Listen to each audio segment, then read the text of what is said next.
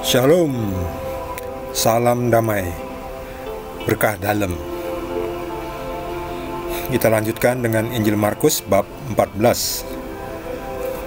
Di video ini ada dua perikop, karena perikop yang pertama ini hanya 2 ayat, sangat singkat, jadi saya gabungkan dengan perikop berikutnya.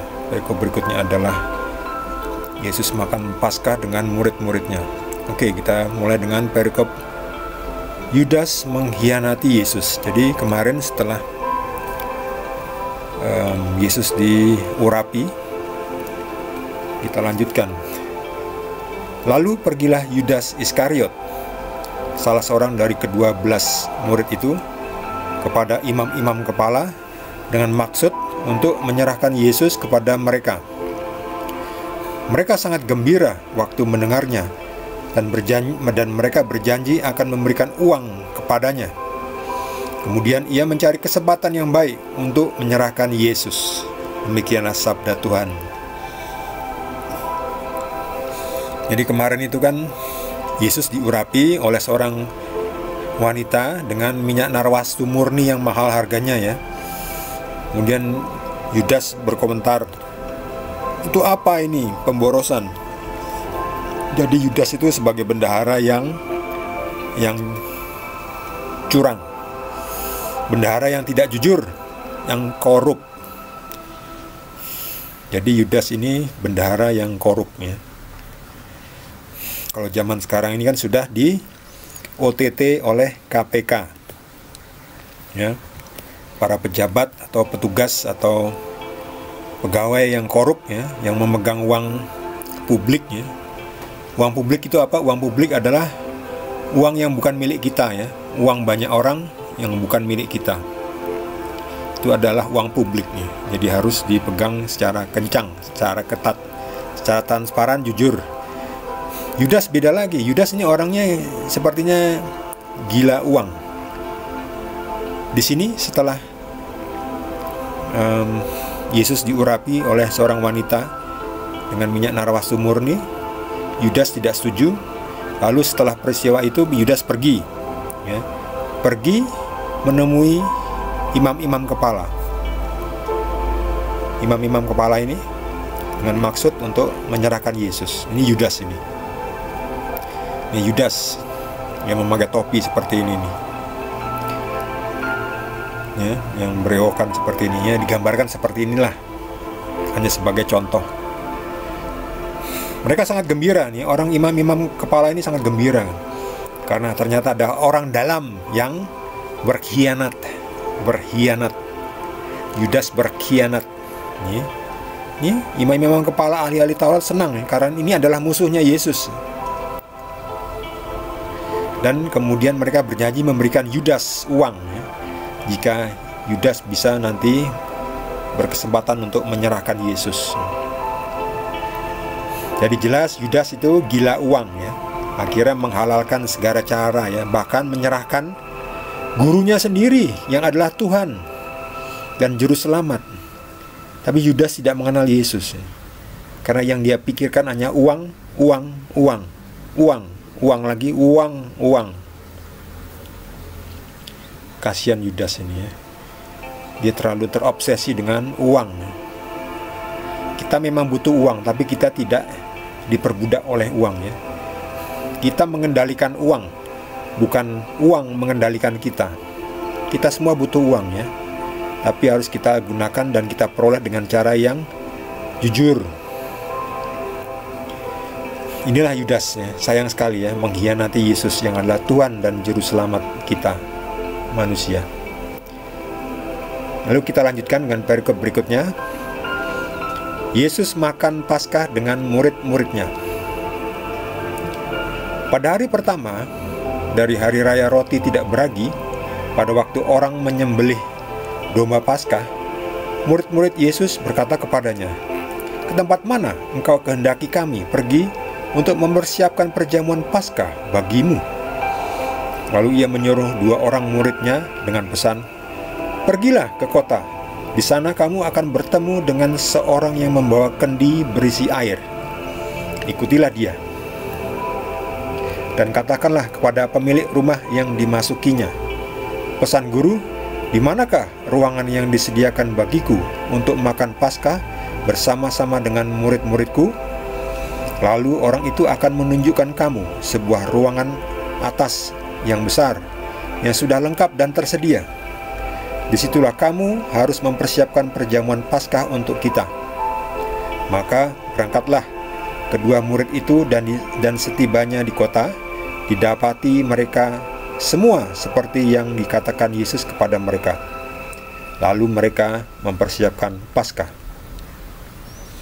Setelah hari malam, datanglah Yesus bersama-sama dengan ke-12 murid itu. Ketika mereka duduk di situ dan sedang makan, Yesus berkata, "Aku berkata kepadamu, sesungguhnya seorang di antara kamu akan menyerahkan aku, yaitu dia yang makan dengan aku."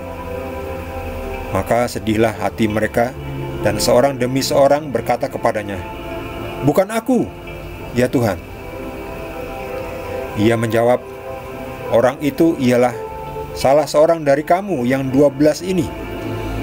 Dia yang mencelupkan roti ke dalam satu pinggan dengan aku. Anak manusia memang akan pergi sesuai dengan yang ada tertulis tentang dia. Akan tetapi, celakalah orang yang olehnya Anak manusia itu diserahkan. Adalah lebih baik bagi orang itu sekiranya ia tidak dilahirkan." Demikianlah sabda Tuhan.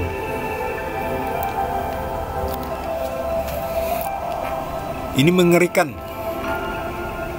Kata Yesus, adalah lebih baik bagi orang itu sekiranya ia tidak dilahirkan, ya. Kenapa? Karena orang ini, yaitulah ini tadi, si Yudas ini yang menyerahkan Yesus. Dia mengkhianati Tuhan, ya. Jadi ini juga kembali lagi perikop yang menunjukkan Yesus adalah Tuhan, ya. Yesus sudah waktunya untuk kembali merayakan hari raya roti tidak beragi, ya, atau perjamuan makan Paskah, ya. Yesus mengetahui apa yang terjadi.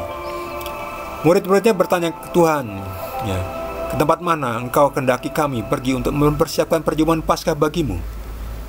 Jadi murid-murid ini tanya kepada Yesus, kan, seperti biasanya murid-muridnya mempersiapkan perjamuan Paskah, ya.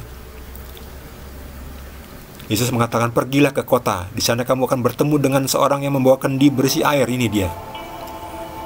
Jadi tahu persis Tuhan Yesus, jadi membuktikan Yesus adalah Tuhan. Siapa yang bisa mengetahui persis seperti ini, ya? Bahkan ahli peramal pun tidak bisa meramalkan persis seperti apa yang terjadi, ya. Yesus bisa. Yesus adalah Tuhan. Jadi Yesus bukan peramal, Yesus adalah Tuhan, ya. Sang penguasa, ya. Pencipta bumi, pencipta langit, dan pemiliknya sekaligus. Pemilik kita, pencipta kita. Ikutilah dia. Jadi ikutilah orang ini, ya. Jadi murid-muridnya itu menemukan persis seperti yang dikatakan oleh Yesus. Nih, murid-muridnya ini Yohanes dan Petrus, ya, mengikuti orang ini yang berisi membawa kendi, ya. Jadi orang ini yang membawa kendi memasuki rumah, dan di situ langsung juga berkatakan, "Di manakah ruangan yang disediakan bagiku untuk makan Paskah bersama-sama dengan muridku?" Lalu orang itu akan menunjukkan sebuah ruangan atas yang sudah lengkap dan tersedia. Jadi semuanya sudah diatur oleh Tuhan Yesus. Tuhan yang punya kuasa, ya. Pasti terjadi, ya. Kalau Tuhan sudah istilahnya menggariskan apa yang akan terjadi, ya, terjadi benar, ya kan. Tuhan Yesus adalah Tuhan. Ini bukti lagi, ya. Bukan asal klaim nabi, klaim Tuhan. Ini benar-benar bukti, ya, terbukti, ya, terjadi persis, ya. Saksi matanya siapa?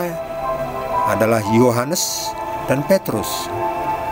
Mereka ini yang nantinya akan menjadi saksi-saksi hidup, yang kemudian akan membantu menuliskan Injil. Ini dia, Injil. Jadi Injil adalah bukti autentik secara tertulis, bukti tertulis dari semua yang terjadi, yang dilakukan oleh Yesus dan apa yang terjadi waktu itu, yang menunjukkan Yesus adalah benar-benar Mesias yang datang, Tuhan yang menjadi manusia menyelamatkan kita.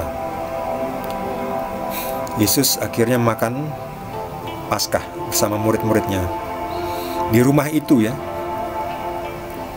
Jadi orang yang bersama Yesus itu tidak perlu khawatir akan nanti kita kurang makanan, kurang minuman, tidak punya tempat. Tuhan menyediakannya. Yesus menyediakannya. Yesus tidak pernah mengumpulkan uangnya. Yesus selalu mendapatkan apa yang diperlukan.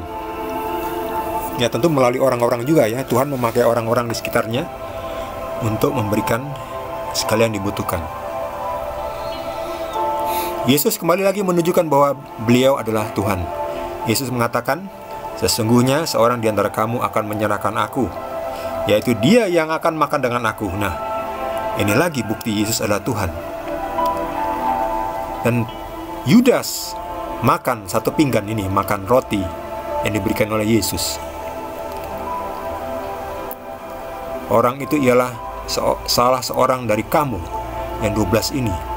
Dia yang mencelupkan roti ke dalam satu pinggan dengan aku. Ya, Yudas. Anak manusia memang akan pergi sesuai dengan yang ada tertulis tentang dia. Jadi memang sudah ada tertulis ya, bahwa Yesus akan mati, diserahkan kepada orang-orang yang tidak mengenal Tuhan. Tetapi celakalah orang yang olehnya anak manusia itu diserahkan. Jadi oleh Yudas Yesus diserahkan.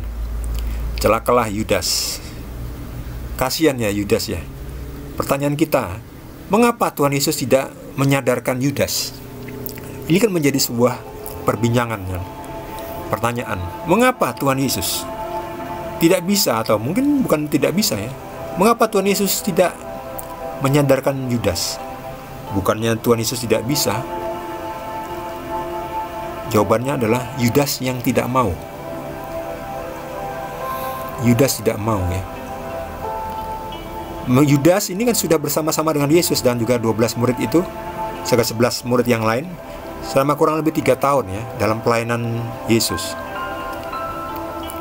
Yesus pasti sudah menasihati banyak murid-muridnya ya, selama 3 tahun. Kalau kita hidup bersama dengan guru kita, tiap hari berjalan dari desa ke desa, dari keluarga ke keluarga, mengunjungi keluarga ke keluarga, kita mengenal ya. Kadang kita buat salah, lalu ditegur oleh guru kita ya.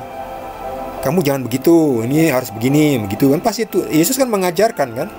Bahkan Petrus pernah ditegur dengan keras kan, karena Petrus menarik Yesus supaya tidak mau menderita, disalibkan. Guru, sekali-sekali itu tidak akan terjadi padamu. Tetapi Yesus marah kan, malah menegur Petrus, hanyalah kau iblis. Nah, jadi murid-murid itu juga udah diajari oleh Tuhan Yesus ya. Engkau menjadi batu sandungan bagiku. Engkau tidak memikirkan apa yang dipikirkan oleh Allah.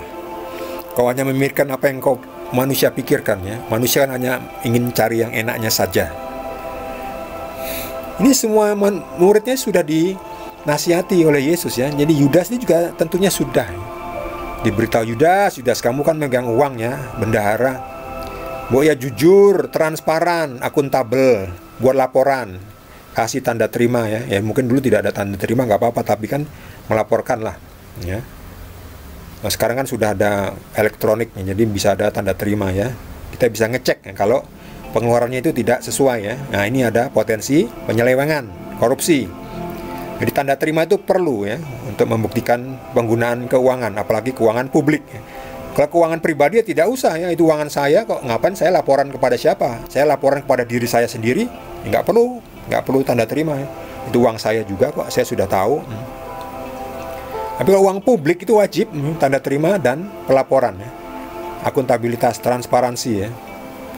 Jangan diem-diem, tahu sama tahu, kong kali kong. Jadi ini keras sekali. Adalah lebih baik bagi orang itu sekiranya ia tidak dilahirkan. Ya ini sebuah misteri ya. Lalu kenapa Yudas dilahirkan?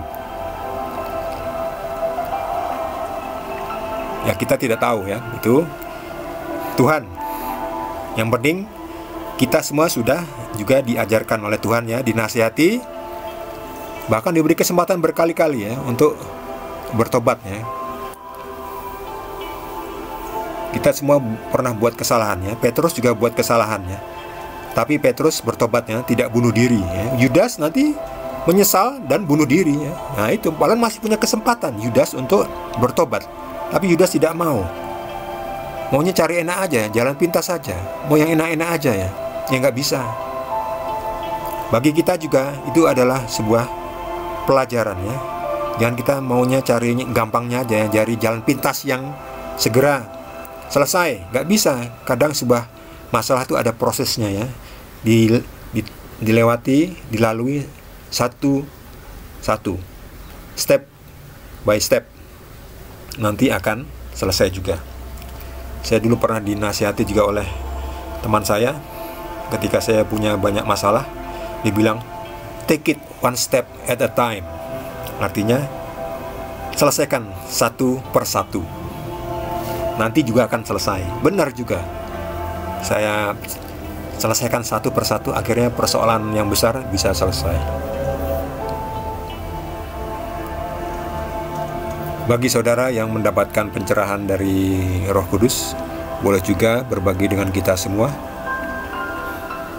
Bagi Anda yang belum subscribe, bisa juga mendukung channel ini dengan cara mensubscribe. Yang sudah subscribe boleh juga ditambah dengan like. Kita akan lanjutkan dengan perikop berikutnya di video berikutnya. Terima kasih. Tuhan Yesus berkati kita semua.